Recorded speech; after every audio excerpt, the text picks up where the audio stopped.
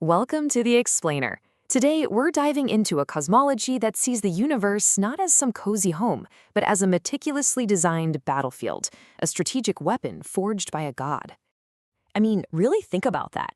This is the core, mind-bending idea behind the cosmic architecture of Zoroastrianism, one of the world's oldest religions. Forget a cradle for humanity. We're talking about a maximum security containment facility, and it was designed for one purpose, and one purpose only, to capture and destroy evil. So to really get your head around this incredible design, you first have to understand the fundamental problem. We're talking about an eternal cosmic conflict between two unbelievably powerful spirits. And this isn't just some rivalry, it's a war of being versus non-being. On one side, you have Ahura Mazda. He's the wise, benevolent creator, the source of everything good, orderly, and life-affirming. He is, for our story, the master architect. And his adversary? That's Angra Mainyu, also known as Ahriman. He is the very essence of destruction. See, he doesn't create anything, he just corrupts. The texts say he has a backward understanding, which means he only wants to destroy, to undo, to just annihilate.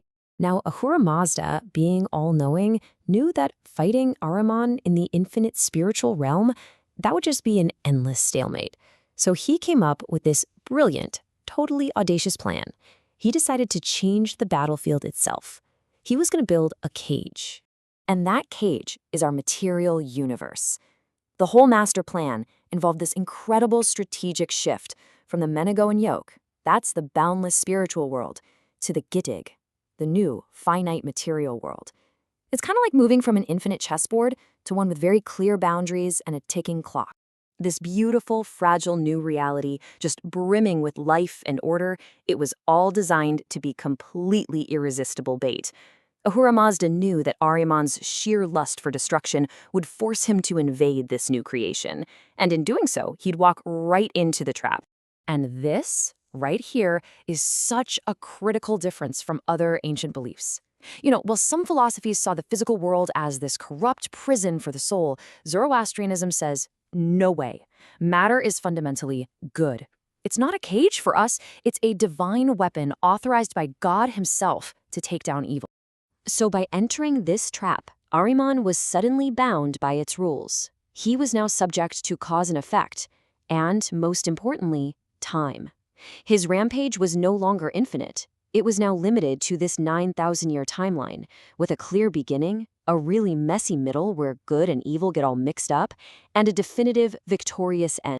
Okay, so this trap wasn't just some empty space. It was an intricately designed, heavily fortified structure. This is cosmic architecture, as military-grade defense. Creation itself happened in 7 stages, forming the very structure of our world. And each of these core elements, from the vast sky to the sacred fire, was placed under the protection of a divine guardian, sort of a divine general, called an Amesha. The defenses were literally built right into the fabric of the cosmos. I mean, the sky wasn't just a dome, it was envisioned as a warrior wearing full armor, the very first line of defense against the onslaught of chaos from the outside. The sheer scale of this celestial defense force is just staggering. And this number right here, this represents the backbone of that army.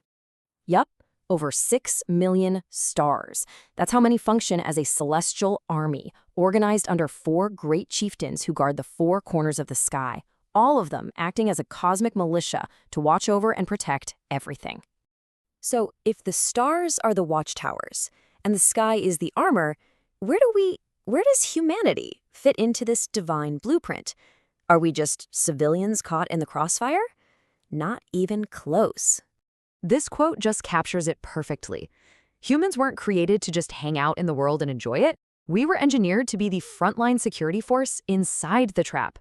We are the ethical militia, the garrison holding the line. And even our origin story shows this purpose. It's pretty wild. When Ahriman kills the first man, Gaimard, Ahura Mazda shows his power to turn destruction right back into creation. He purifies Gaimard's seed, and it grows into a rhubarb plant.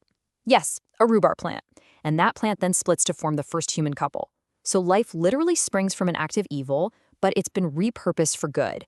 So The crucial point here is that humans are active combatants in this war, but our weapons, they aren't swords or shields. Our ammunition is purely ethical. Good thoughts, good words, and good deeds. Every single choice we make to be good strengthens the forces of Ahura Mazda and weakens the enemy. Every grand design has an end game. You know, a fortress built for war is eventually repurposed for peace.